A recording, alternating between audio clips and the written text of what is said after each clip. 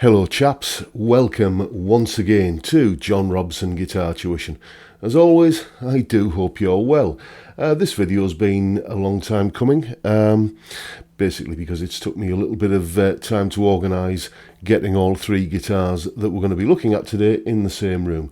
It is a three-way shootout between three different HSS style Strat guitars. This one is the bottom rung of the ladder. This is a Harley Benton ST57DG, which you can see I've dropped an Artec Hot Rails style pickup in the back end of it. These pickups are about 18 quid on eBay, and they've got Alnico 5 magnets, and I believe they measure out at about 15k DC resistance. So that's the bottom rung of the ladder. Next up we have this guitar. This is a Squier vintage modified 70s Strat, which has Duncan design pickups. That's all the information I've got on them. 2 single coils and a humbucker in the back end. And then we have this one. This is a Fender. I thought it was a Highway 1 Strat. That's what I've been talking about when I've been talking about this video. It's not a Highway 1 Strat, it's a Lone Star Strat. It's the Fender Deluxe Lone Star Strat, made in Mexico. Now, the specs on this are a little bit confusing because you go onto Fender's website and it has a picture of this very guitar, which you can see has a 22 fret neck, and it says number of frets 21. Really, it states on the Fender website that this is just a twin bobbin humbucker. I didn't know there was any other kind. Yet elsewhere it states that it's a Seymour Duncan Pearly Gates humbucker, so the jury's out on that. It does, however, have 2 Texas Special single coil pickups, and you know, that's always an encouraging sign. So what we're going to do is we're going to listen to some sound clips of each of these guitars. Basically what I've done is I've used 3 of the most widely used Strat sounds, certainly ones that I've used a lot over the years. We're going to be listening to the neck and bridge, the neck and middle pickups, the neck and middle pickups on a clean setting for that kind of Robert Cray Knopfler style tone. Then we're going to listen to the neck pickup on its own on like a crunchy setting for some Texas blues. Hopefully these Texas Specials will deliver the goods there. And we're going to listen to the bridge pickup with a high gain sound. You can see on screen there the settings that are going to be used for each of those sounds on the trusty old Vox Tone Lab. So that's what we're going to be doing, and then we're going to talk a little bit about the features and specs of the guitars. So anyway, here are the 3 different guitars and how they sound. Okay, let's hear guitar number 1.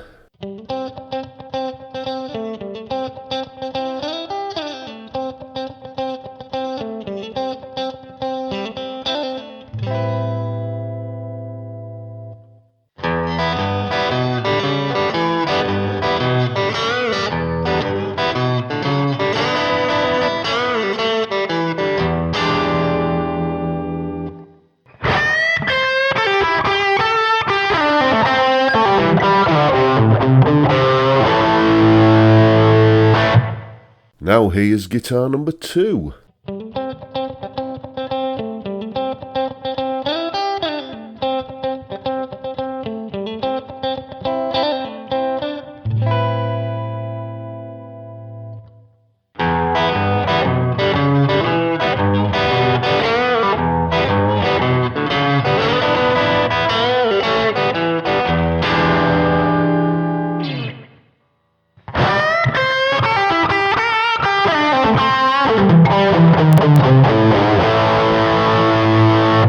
And finally, let's listen to guitar number 3.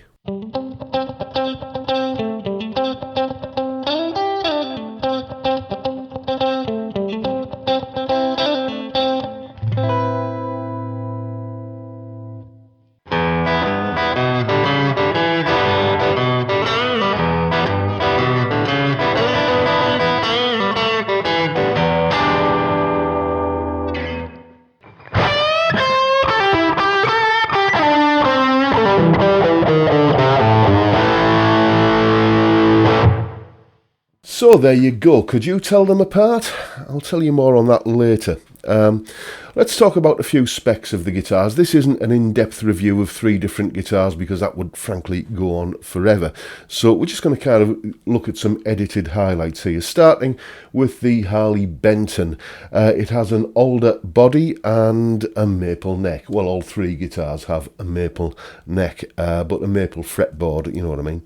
That's got 21 medium jumbo frets and a 14-inch radius, which is a bit perplexing, really, given that everything else about the guitar is screaming vintage.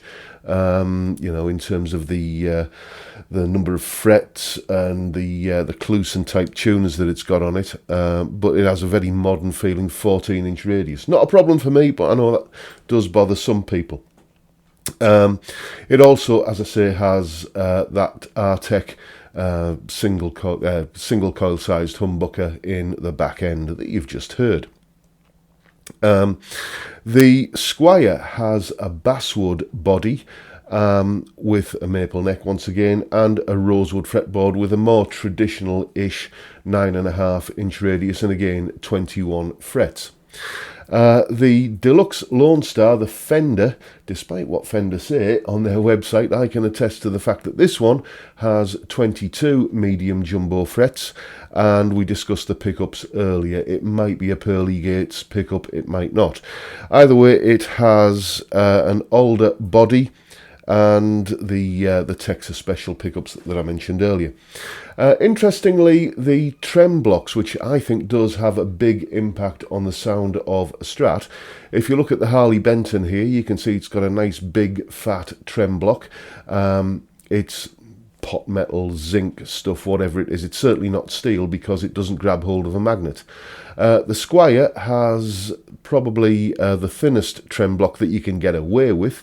And once again, it doesn't grab hold of a magnet, so it's not you know, the premium stuff, the steel that you're getting there. It'll be probably zinc, I should imagine. And surprisingly, so does the Fender. When I opened up the back of the Fender and saw that big lump of metal there, I thought, yeah, they've done it right here, and they've put some you know, steel in there. Nope, it still doesn't like grabbing hold of a magnet, so it ain't steel. And you know, again, it's probably zinc, which you know, I just think that's probably a little bit mean given the price point of these guitars. I don't think they're made anymore. I think they went out of production in 2016, but you know, they go for about 450. I've seen one on eBay, and that's used. So you know, it might have been nice to have a steel trem block in there. That's all I'm saying. The Squier Vintage Modified, you can pick those up on eBay for about 200 used, and well, the Harley Benton is about 160 brand new. Factor in, as I say, about 18 quid. Call it 180 quid in round figures for the whole guitar with the pickup added in. You also, with the Harley Benton, I certainly did anyway, have to factor in an afternoon sorting out a bit of a dodgy fret job. The frets were pretty level. There was no kind of choking off or fret buzz or anything like that, but you know, running your hands up and down the side of the neck, it felt like you'd been stroking a cheese grater. There was quite a lot of fret sprout. It's easy enough to sort out, but it does take time to do it. So, and if you're not confident doing that kind of work for yourself and you have to pay somebody else to do it for you, then that is another expense that you have to factor in, I suppose. But the Harley Benton is the cheapest of the bunch by a long chalk in terms of what you pay for one, you know, in brand new condition. So there you go. Those are the 3 HSS type Strat guitars that are in the office at the moment. Could you tell them apart? Could you tell which guitar was which? Was guitar 1 the Fender? Was guitar 2 the Fender? Was guitar 3 the Harley Benton? Was guitar 1 the Squier? You know what I'm saying. Well, if you're curious to find out, then I'm afraid you're just going to have to wait and see, because I'm going to do another video in a few days' time where all shall be revealed. The be interesting to just, if you leave your comments below this video, speculating on which guitar you think is which, and which guitar you prefer the sound of.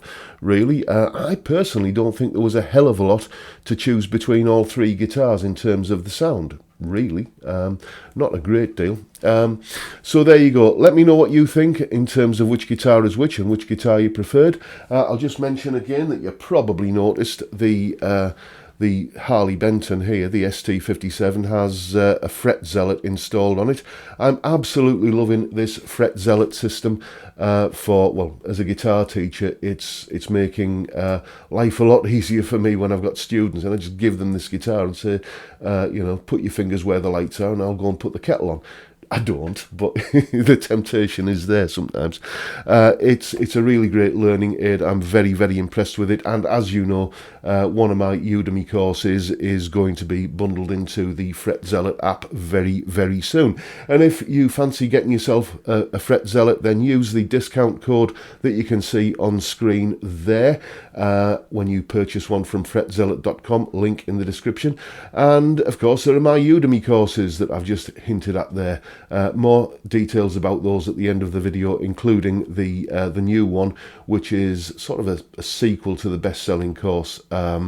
It's called Play More Lead Guitar the Easy Way, which is a sequel to Play Lead Guitar the Easy Way. That's just gone up today, in fact, probably a few days ago by the time you're watching this video. So yeah, check out the courses. You can preview them all for free on Udemy, and just have a little bit of a look at them and decide whether it's for you or not. They're getting all kinds of nice things said about them in the reviews section, so I'm quite pleased about that.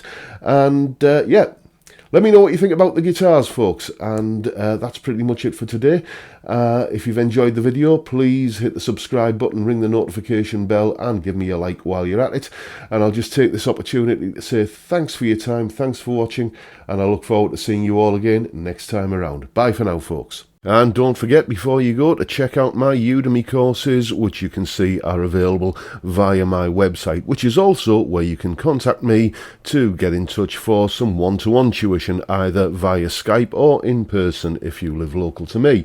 I also have merchandise available on my Teespring store, and of course all of the links are in the description. See you next time, chaps.